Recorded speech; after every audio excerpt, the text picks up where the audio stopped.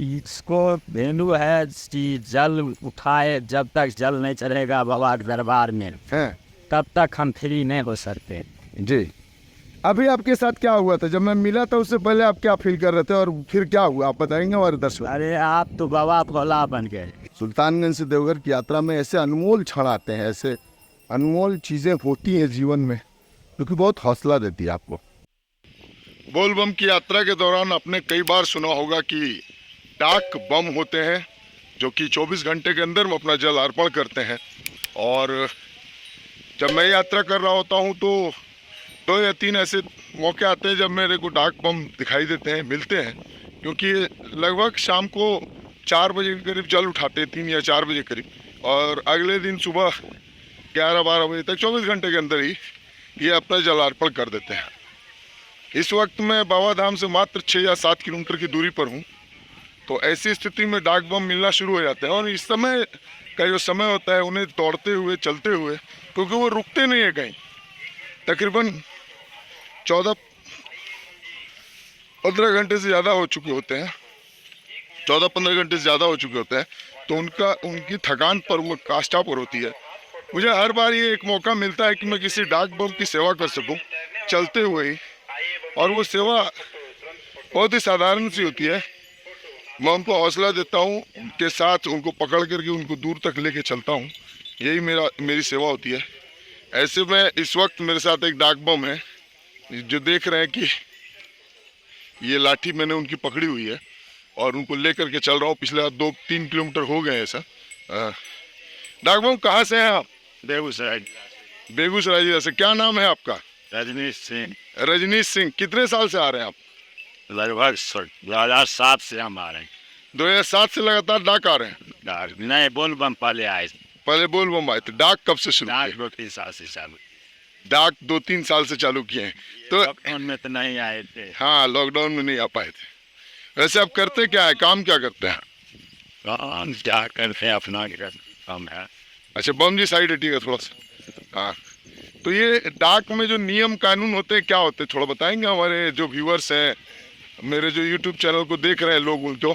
इसको भेलू है कि जल उठाए, जब तक जल नहीं चढ़ेगा बाबा के दरबार में हैं तब तक हम फ्री नहीं हो सकते। जी। अभी आपके साथ क्या हुआ था जब मैं मिला था उससे पहले, आप क्या फील कर रहे थे और फिर क्या हुआ आप बताएंगे हमारे दर्शकों। अरे आप तो बाबा भोला बन गए। आप क्या फील बताएंगे आप। हम तो आप गाड़ी खोज रहे थे, आप लोग मेरा गाड़ी बन गया। अरे वाह। चलिए, बाबा ने मुझे ये मौका दिया कि आपको प्रसन्न कर सकूं और आपकी यात्रा में थोड़ा भी सहयोग करूं, तो उससे भोले बाबा का प्रसाद, आशीर्वाद आपके थ्रू मुझे मिल रहा है। इससे बड़ी बात नहीं हो सकती मेरे लिए। तो आप लगभग ऊँग रहे थे या सोने वाले थे चलते चलते ही? हाँ, सो गए थे हम। 2 बजे रात से सो कर चल रहे हैं। हाँ। 2 बजे रात से। इसके बाद क्या हुआ? आंख बंद रहता है, चलते रहते हैं। कोई बम आया, धक्का दिया, बढ़ गया। हाँ। जैसे आप धक्का दिए, चल दिए। ऐसे गाड़ी का तरह जा रहे हैं। देखिए, वास्तविकता ये थी कि ये लटके हुए जा रहे थे, इनकी आंखें लगभग बंद हो रही थी, और ये अपने दोनों हाथ अपने कंधों पर लाठी की में फंसाए हुए थे और बड़ी मुश्किल से चल पा रहे थे। तो उस वक्त मैंने इन्हें कहा कि बम, कोई मदद चाहिए आपको? तो हाँ बम। तो फिर मैंने इनकी लाठी ली और इसके बाद इनको मैंने बोला आप लाठी पीछे से पकड़िए, मैं आगे पकड़ के खींचता हूँ आपको। और चूँकि कोशिश करना चाहिए कि डाक को, बम या किसी भी कांवरिये को छुआ ना जाए, क्योंकि वो अपवित्र हो सकता है। और ये मान्यता भी है कि आप जब इस रास्ता में हो तो कोई आपको छुए नहीं, आप किसी को छुए नहीं। तो ये लाठी पकड़ के हम लोग एक दूसरे को संपर्क में आए और इसके बाद खींच करके इनको ले जा रहे हैं। तो बम मेरे यहीं पड़ाव आ गया, मेरे पीछे साथी आने वाले हैं, तो मैं यहाँ रुकूंगा ठीक। क्योंकि उनको भी साथ लेके चलना है। धन्यवाद। धन्यवाद बम। तो ये एक डाक बम थे जिनकी सेवा करने का सौभाग्य प्राप्त हुआ। और सुल्तानगंज से देवघर की यात्रा में ऐसे अनमोल क्षण आते हैं, ऐसे अनमोल चीज़ें होती हैं जीवन में जो कि बहुत हौसला देती है आपको, जो अपने रोजमर्रा की जिंदगी में जब हम लौट के जाते हैं। यही है ना, आगे वो कौन? अच्छा, आगे वाला कोना पे। हाँ, तो ये देखिए, ये सानी बम है जिससे मैंने पिछले वीडियो में आपसे परिचय कराया था। तो वही मैं बता रहा था कि अभी एक डाक बम की सेवा करने के बाद और उस बम ने जो आशीर्वाद दिया मुझे कि आप मेरे जीवन में भोले बाबा जिसकी तरह आए और मुझे खींच के इतनी दूर ले आए। मैंने बोला कि मैं तो सिर्फ माध्यम हूँ, और बेगूसराय के थे वो, काफ़ी असरदार। और ये अक्सर मेरे साथ इस पड़ाव पर, इस जगह पर होता है कि किसी न किसी डाक बम की सेवा करने का मौका ज़रूर मिल जाता है। सेवा करने, हालांकि उनको सिर्फ थोड़े से हौसले की ज़रूरत होती है, और रियलिटी में, जीवन में भी किसी और चीज़ की ज़रूरत नहीं है। सिर्फ हौसला आपके पास होना तो आप कुछ भी पा सकते हैं, कुछ भी अचीव कर सकते हैं। कल मैं आपको एक बम से, पिछले वीडियो में नहीं मिलवा पाया था, आज इस वीडियो में आपको उस बम से मिलवाना चाहूँगा। वो बम बहुत ही क्रिएटिव आदमी है। बहुत सारी चीज़ें इन्होंने मेरे साथ, मेरे जीवन के करियर के महत्वपूर्ण सालों में मेरे साथ काम किया इन्होंने, और बहुत अच्छे, एक से बढ़कर एक मनोरंजक और ज्ञानवर्धक चीज़ों के निर्माण में बहुत बड़ा इनका सहयोग रहा है। तो ये है ओम पांडे। बोल बम।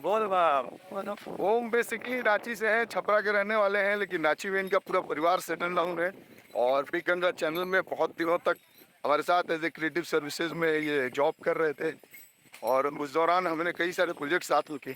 तो हम, आपकी यात्रा कैसे शुरू हुई जानना चाहेंगे मेरे यूट्यूब के दर्शक, और आपने कैसे इस मार्ग को चुना?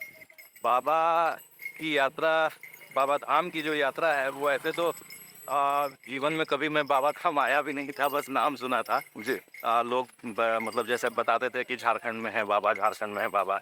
यहाँ तक कि जब झारखंड हुआ था, तो जब झारखंड हुआ था तो एक गाना भी मैंने सुना था कि अलगा भैले झारखंड, अब मैया शकरकंद, अब बाबा भी चले गए मतलब झारखंड में, बाबा भी अब झारखंड में चले गए, अब क्या कीजिएगा। तो ये जो चीज़ें हुई, उसके बाद फिर जब चैनल में जुड़ा, जब गंगा में, तो संयोग से हम लोगों का साथ मिला, संभव सर का साथ मिला, और तो यहाँ पे हम लोगों ने शूटिंग शुरू की, कांवड़ यात्रा की शूटिंग शुरू की। बाबा का ऐसा आशीर्वाद रहा कि हम लोग जब मंदिर में घुसने के लिए लोग प्रयास करते हैं, मंदिर के अंदर उनका सिस्टम चल रहा है, तो उस वक्त श्रृंगार पूजा के वक्त हम लोगों पर बाबा की कृपा रही कि हम लोग अंदर बैठ के और घंटों बाबा के सानिध्य में बैठे रहते थे और शूटिंग करते रहते थे जी।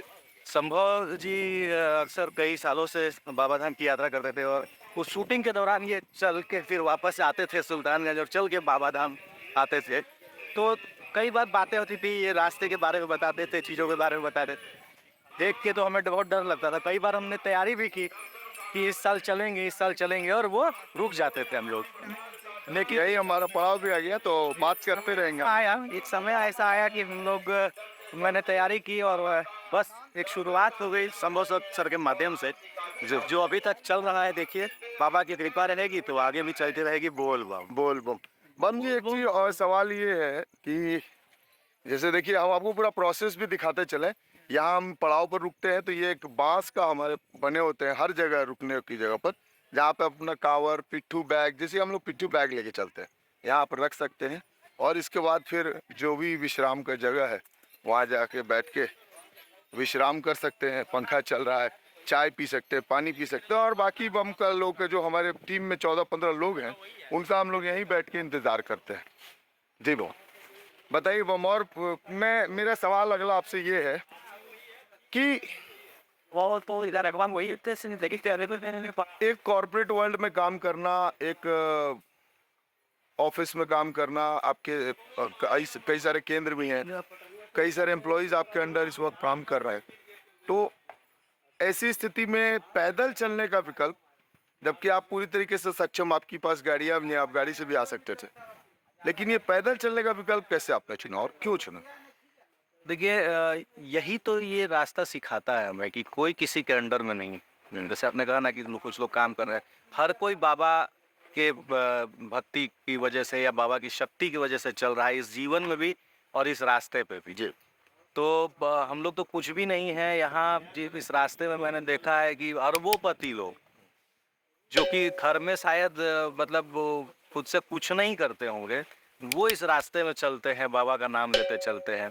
जो लोग घर में, जिनके यहाँ नौकर चाकर की भरमार पड़ी है, वो यहाँ महीनों अपना काम छोड़कर और लोगों की सेवा करते हैं। और इतना प्रेम देते हैं कि देख के ऐसा लगता है मन अंदर से मतलब प्रफुल्लित होता है कि लोग कहते हैं ना कि हमारा धर्म पे मतलब आँच आ सकती है या हमारे धर्म पे खिलाफ लोग षड्यंत्र रच सकते हैं और लोगों में भक्ति नहीं है और जाति पाति में लोग बटे हुए हैं और ये सारी चीज़ें ना वो सारी चीज़ें यहाँ दिखता है कि नहीं कुछ नहीं होगा, कोई कितना भी षड्यंत्र करने हमारे धर्म के खिलाफ कुछ भी नहीं बिगाड़ सकता है और कोई जाति पाति है नहीं हमारे समाज के बीच में। कोई समाज कोई रास्ते में आपको दिख जाएगा कि किसी तरह का आप एक दूसरे के प्रति भेदभाव नहीं करते हैं, किसी तरह का आप में किसी के प्रति द्वेष भावना नहीं रहता है और आप बस बाबा के दरबार में जाना है और सबको पता है कि वही जा रहा है, आखिरी वक्त में भी उन्हीं के चरण में जाना है, उन्हीं के शरण में जाना है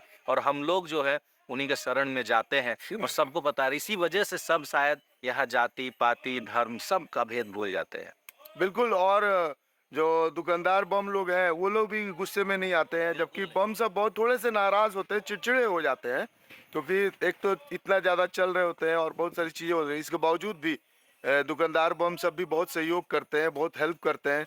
कई जगह तो ऐसा भी है कि अगर किसी बम के पास पैसा नहीं है तो दुकानदार बम उनको खाना भी खिला देंगे। ऐसा कोई नहीं है कि आपको रोकेंगे, या कोई भी बम आपकी मदद कर सकता है। किसी भी बम से रोक करके आप कुछ पैसे मांग सकते हैं या खाना खा सकते हैं। और एक और बात है जैसे लोग कहते हैं ना कि भगवान हर इंसान के अंदर भगवान है, तो आपको रास्ते में कई बार ऐसा लगेगा ना कि आपका जो धैर्य है वो हौसला है वो खत्म हो रहा है, बिल्कुल अब आप नहीं चल पाइएगा न, तो आपको अचानक से अनायास ही कोई ऐसा व्यक्ति आएगा आपके पास, वो माता हो सकती है, वो बेटी बम हो सकती है, बच्चा बम हो सकता है और ऐसे आएगा जैसे आप के पास आया और आपकी सारी जो अंदर में तकलीफ थी कठिनाई थी उसको दूर करता हुआ मतलब चुटकी में आपको ऐसा हिम्मत देगा और निकल जाएगा आपकी आंखों से जैसे खुद भगवान चल कर आए थे आपके पास और आपको आगे बढ़ा दिया उन्होंने, आपको हौसला दे दिया आपने। यही जिंदगी में भी यही तो नहीं होता। अगर बाबा धाम की यात्रा को अगर एक वाक्य या 2-3 वाक्य में डिस्क्राइब करना हो या समराइज करना हो आपको तो क्या कहेंगे? समराइज करना तो हमारे बस की बात नहीं है, ये बहुत हम लोगों के लिए बड़ी बात है, लेकिन ये जरूर मैंने देखा है कि जो पूरे जीवन की यात्रा है ना, जो पूरा जीवन एक इंसान का होता है ना, वो ये 3 दिन 4 दिन की यात्रा सिखा देता है कि जीवन में किस तरह जीना चाहिए और जीवन का क्या सार होना चाहिए। अंत में बाबा के पास ही जाना है, इसलिए किसी से द्वेष किसी से राग ना रखिए, बस बाबा का नाम लेते चलिए और ये समझिए कि वहीं पहुंचना है, देर सवेर वहीं पहुंचना है। कोई जल्दी पहुंचेगा, कोई तकलीफ से पहुंचेगा, कोई पैसे के साथ पहुंचेगा, कोई बहुत सुविधा के साथ पहुंचेगा, कोई कम सुविधा के साथ पहुंचेगा, लेकिन सब जाके उन्हीं में मिल जाएंगे। बिल्कुल, सब जाके उन्हीं में मिल जाएंगे। और देवघर और सुल्तानगंज के बीच की ये जो यात्रा है, इसका अगर सही शब्दों में बखान किया है तो उन्होंने किया है और इसी तरह के कंटेंट के साथ हमेशा हम आपके बीच आते रहेंगे और आपको सुल्तानगंज से देवघर के बीच की जो महिमा है उसको बताते रहेंगे, दिखलाते रहेंगे। तब तक के लिए मुझे दीजिए इजाज़त। मैं आपका दोस्त और होस्ट कुमार संभव लेता हूँ आपसे इजाज़त। बाय। और हाँ, अगर आपको सही में कंटेंट अच्छा लगा तो कमेंट ज़रूर कीजिए, साथ ही साथ लाइक सब्सक्राइब और शेयर जरूर कीजिएगा। शेयर करना ना भूलें।